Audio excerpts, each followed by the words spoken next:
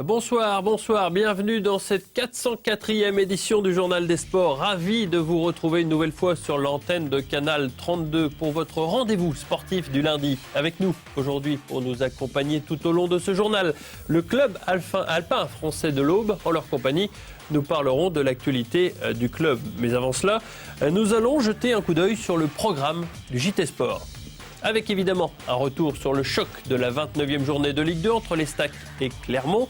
Coup de projecteur sur la victoire troyenne permettant aux Aubois de monter sur le podium de L2. Basket ensuite avec le dénouement du championnat de France de National 3 pour le BCSA. Une journée qui permettait de savoir si le club de Ria était encore en position de monter en National 2. Et puis enfin, reprise de la course à pied avec les 10 km de Saint-Lié, épreuve qui servait de support au championnat de l'Aube de la distance. Allez, on débute ce journal avec l'actu du week-end.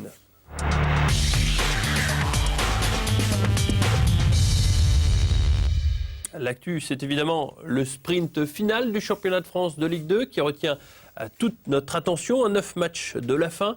En écartant provisoirement Clermont du podium vendredi soir au stade de l'Aube, les Troyens ont frappé fort dans la course à l'accession. Pourtant, ce fut loin d'être évident. Retour sur une soirée riche en émotions. Les deux équipes développent un beau football dans ces premières minutes malgré la crispation de l'enjeu. Ce sont les Troyens qui sont toutefois les plus dangereux. Logique qu'ils soient récompensés à la 21e minute à la suite de ce centre de Faussurier.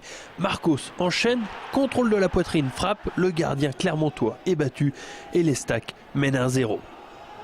L'Estac qui se procurera plusieurs autres occasions mais sans trouver le moyen de tromper l'excellent Farnol une seconde fois. Les hommes de Jean-Marc Furlan vont se faire surprendre même à quelques secondes de la pause sur ce corner joué en deux temps et transformé de la tête par le défenseur auvergnat Avinel. Les joueurs troyens rentrent au vestiaire la tête dans le sac et ils reviennent sur le terrain avec probablement toujours le même sentiment puisqu'ils se font cueillir sur un nouveau coup de pied arrêté transformé cette fois-ci par Salz, 2-1 pour Clermont. Le gardien adverse faisait vraiment des parades, a fait un très très gros match. Je me suis dit ça va être compliqué. Si on tire un nul, vu la physionomie du match, ça sera parfait. Paradoxalement, c'est le début de la fin pour le Clermont Foot Auvergne qui va concéder un nombre incroyable d'occasions, à commencer par cette double tentative de Cacérès, finalement victorieuse.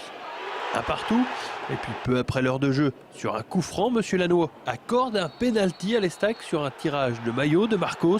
Le pénalty semble indiscutable. Le mec il me prend de maillot, il me tire sur le maillot. Il est transformé par Marcos lui-même.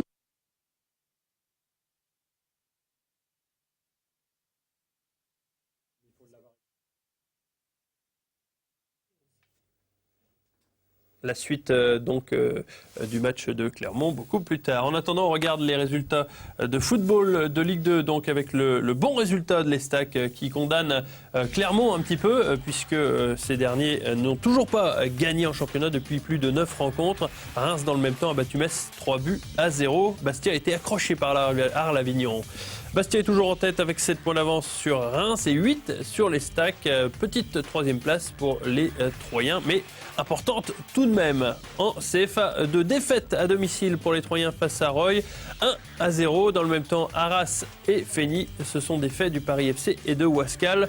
Au classement, Feigny qui est toujours en tête devant Roy, donc 3 points d'avance. L'Estac B est en 7e position avec 49 points. C'est l'heure de jouer à notre jeu SMS. C'est simple, si vous voulez gagner des places pour le prochain match de l'Estac, en l'occurrence celui du Havre, il vous suffit d'envoyer le mot club par SMS au 71 003. Le mot club au 71 003 pour gagner des places par tirage au sort. Excusez-moi, je vais y arriver. Pour rester dans l'actualité Estac, on parle du retour progressif des blessés qui ont été nombreux cette saison au sein de l'effectif troyen.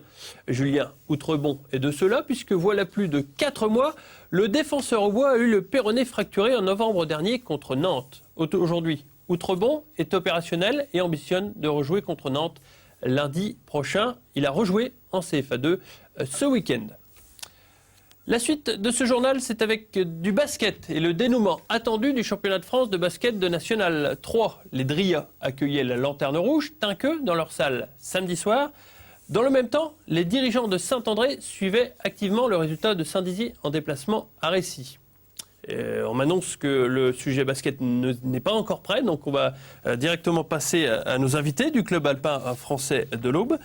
Messieurs et mesdames, bonjour. Bonsoir. C'est un peu rapide, hein, c'est pour solutionner les problèmes techniques, mais il fallait bien venir à vous quand même. Donc on va parler un petit peu de votre activité. Elles sont nombreuses, elles sont riches, parce que outre l'escalade, évidemment, pas ici, il y a aussi du VTT, il y a aussi de la randonnée. Le principal secteur d'activité reste l'escalade, tout de même, Marie-Christine Lagarenne. Oui, il y a l'escalade, mais c'est quand même pas notre priorité non plus, hein. Notre priorité à nous, c'est d'emmener les gens en montagne, que ce soit des jeunes, que ce soit des adultes ou des moins jeunes. L'avenir, c'est la montagne, l'alpinisme, découvrir nos refuges, puisque la Fédération française des clubs alpins a énormément de refuges.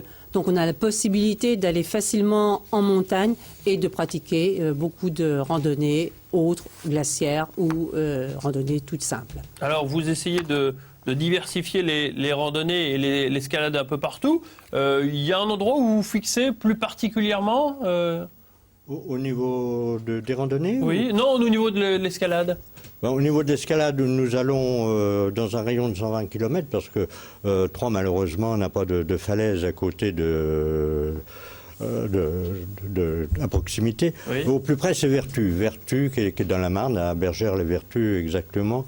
Donc c'est à 80 km, sinon il faut compter environ... La Seine-et-Marne peut-être, avec Fontainebleau. Alors nous allons à Fontainebleau, là c'est du bloc, c'est très athlétique, enfin athlétique simple, mais ça fait marcher tout le corps, hein. C'est très gymnastique, il y a de l'adhérence et c'est très bon pour la montagne. Et puis nous allons à Falaise, Vieux-Château, Saffre, le Saussois nous y allons plus parce que maintenant c'était trop pratiqué, les falaises glissent énormément. Hein, mais nous allons du côté de Semeron-Auxois ou d'autres endroits. Didier, vous faites aussi la Via Ferrata. Alors, Via Ferrata, c'est-à-dire de l'escalade un peu plus sécurisée et plus facile. Pas besoin d'un entraînement très long. Il suffit d'avoir une longe, un casque et puis un peu de bonne humeur et de l'envie de grimper sur des falaises équipées. Mais est-ce que c'est accessible à tout le monde? Alors, c'est accessible aux enfants à partir de 10-12 ans. Et puis après, on peut aller jusqu'à 80 ans puisque nous avons des membres de notre club qui pratiquent la Via Ferrata jusqu'à ces âges. C'est pas dangereux? Alors, c'est sécurisé, c'est surtout accompagné par des bénévoles brevetés. Il existe une trentaine de bénévoles au sein du club alpin français qui permettent de pouvoir faire l'ensemble des activités. Nous sommes une association multisport et vous l'avez dit, on fait de la randonnée, de l'escalade, aussi de l'alpinisme, mais du ski sur toutes ses pratiques, de la Via Ferrata, de la spéléologie, voire... La spéléologie aussi? Aussi, d'accord. Voire de l'aile volante. Vous avez une idée du... J'imagine, oui. Vous avez certainement une idée du nombre de licenciés que vous pouvez avoir dans le club. Alors, on a plus de 300 licenciés actuellement. D'accord. Une grande partie faisant de la randonnée. La deuxième pratique, c'est l'escalade, après le ski et l'alpinisme. D'accord. La randonnée, Marie-Christine, ça reste toujours d'actualité. Les gens aiment toujours bien marcher et surtout longtemps. Les gens aiment toujours bien marcher, hein, et nous, on l'a vu, nous avons maintenant organisé des randonnées le mercredi. Et c'est vrai que le mercredi après-midi, il y a énormément de personnes qui vont randonner. Maintenant, nous avons aussi des randonnées le dimanche, un peu plus loin dans le département. On part aussi à l'extérieur, c'est-à-dire hors département, dans les Alpes. C'est nécessaire afin de rompre la monotonie. Exactement, parce que c'est vrai qu'ici, on n'a pas beaucoup de montagnes, c'est plutôt de la plaine. Et ça permet de découvrir d'autres endroits qui sont agréables, soit dans les Alpes. Bon, l'année dernière, nous sommes allés dans les Pyrénées. Bon, c'est pas sur un week-end qu'on ira dans les Pyrénées, mais oui, dans les Vosges, dans le Jura, on y va quand même assez souvent. Alors prochainement, vous allez exploiter le côté montagneux, entre parenthèses, de la Côte des Bars, en faisant du bar-bar, c'est-à-dire de Bar-sur-Seine jusqu'à Bar-sur-Aube. Voilà, c'est une innovation que l'on tente cette année, au mois de juin. Oui. On va faire donc la sortie bar-bar. Le 3 juin, le 3 juin, si, le 3 juin, ouais. Si, le 3 juin, avec beaucoup de parcours. Alors c'est vrai que là maintenant, il faut être quand même un petit peu entraîné, hein, puisque ça part sur le premier 58 km, après on a 35 km, on a 22 km, 13 km. Mais bon, c'est, à part le tout premier qui est quand même assez long, Les autres sont accessibles à tout le monde. D'accord. Et la nouveauté, c'est que le retour se fait en bus cette année, puisqu'on ne va pas faire... Mais il vaut mieux parce qu'on en discutait avant l'émission. Pour faire la plus grande, je crois que c'est 58 km. Oui, tout à fait. Il faut pratiquement 10 heures. Il faut du temps quand même pour la faire. Donc si il n'y a pas beaucoup de courageux, paraît-il. On va bien voir cette année, mais comme on l'a ouvert à tous les départements limitrophes, même dans les Ardennes, un petit peu au niveau du club alpin, on verra le nombre de participants. Mais je pense qu'on risque d'avoir quand même des gens, puisqu'on faisait nos brevets habituellement et on avait des 40 km, on arrivait toujours à tourner avec une dizaine, une quinzaine de participants. Donc peut-être que là, ça va ouvrir et les gens vont découvrir. C'est quand même quelque chose de riche, la Côte des Bars. Bar-sur-Seine, Bar-sur-Aube, on passe dans le vignoble champenois. Je pense que... Il ne faut pas s'arrêter quand même trop souvent. Voilà, il ne faudra pas s'arrêter dans les caves de Champagne, tout à fait. Ça, je suis d'accord avec vous. Voilà. Est-ce qu'on passe, pour certains licenciés, de la randonnée à l'escalade ou inversement ?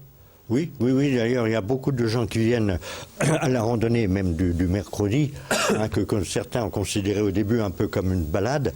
Mais les gens viennent à la randonnée du mercredi, découvrent qu'il y a possibilité de faire du VTT, vont faire du VTT, enfin du vélo de montagne, dirons-nous, découvrent l'escalade, viennent à l'escalade et à l'alpinisme. Et cette année, d'ailleurs, nous avions plus d'une dizaine de personnes qui pratiquent le mercredi, qui ont fait de l'alpinisme dans les Pyrénées. D'accord. Parce que en dehors de programme pur, nous avons, enfin, en dehors de la séparation, si on veut bien, des activités, nous avons un programme de préparation pour amener les gens à l'alpinisme. D'accord. Et à l'alpinisme, à la sécurité surtout, Oui. et à l'autonomie. D'accord. En ce qui concerne le VTT, c'est un petit peu nouveau. Vous avez souhaité développer l'activité ? C'est une activité qu'on a développée puisque on ne peut pas faire beaucoup d'entraînements liés à la montagne. Le VTT se rapproche beaucoup des exercices physiques qu'on peut avoir en montagne.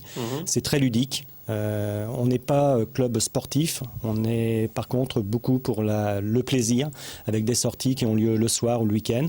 Et on se rattache aussi à toutes les sorties organisées par nos amis des autres clubs au bois. D'accord. Pour motiver un petit peu les gens, Marie-Christine, vous m'annonciez avant l'émission que vous faisiez un rabais sur les cotisations à partir du mois de mai. Alors c'est vrai qu'on s'est aperçu que prendre sa cotisation au mois de 1er octobre jusqu'au 1er octobre, ok, mais après la prendre par exemple pour le camp d'été ou pour une sortie qui nous intéresse à partir du mois de mai, ça faisait peut-être un petit peu cher. Donc à partir du 1er mai, nous faisons un rabais de 40% sur nos cotisations. D'accord. Ce qui est un petit plus au niveau de... Pour attirer les gens. Merci en tout cas d'être venu dans cette émission. On espère que cela va vous attirer un petit peu plus de licenciés et puis qui viennent un petit peu plus découvrir donc ce club qui développe, on l'a dit, de l'escalade, de la randonnée, VTT, spéléologie et Via Ferrata. Il y en a beaucoup, il y en a tellement. Oui. Oui. Simplement un tout petit mot. On a notre brevet au mois...